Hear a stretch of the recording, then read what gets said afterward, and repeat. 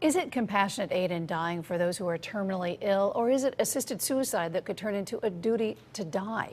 Those are the key questions state lawmakers are facing this week during a big push for the Aid in Dying law. Chief political correspondent Mark Davis joins us live now with more on that. Good evening, Mark. Hi, Keith and Ann. Good evening, everyone from the Hartford newsroom. This proposal faces its first big test in a big legislative hearing later this week. Kathy Ludlam of Manchester fears that a proposed aid in dying law could be a very slippery slope.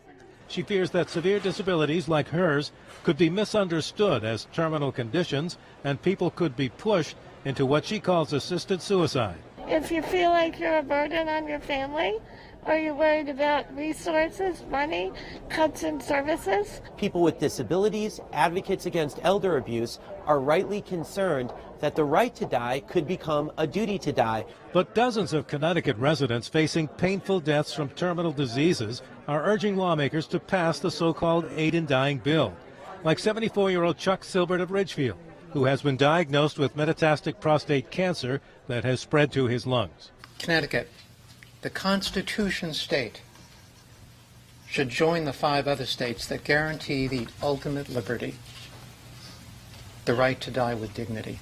Advocates are asking lawmakers to pass this law that would allow physicians to prescribe a lethal dose to those who are within 6 months of dying from a terminal illness and are mentally able to make the decision, like Karina Danvers of West Haven, who feels healthy now but has been diagnosed with AIDS. In my dying, I would like to have at my disposal as many medical choices as I have while living.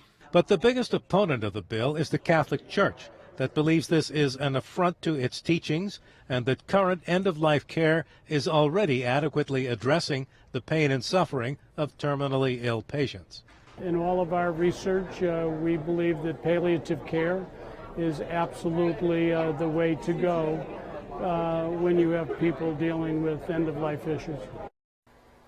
Now, both sides are expected to turn out in large numbers when this comes up for a public hearing before an important committee on Wednesday.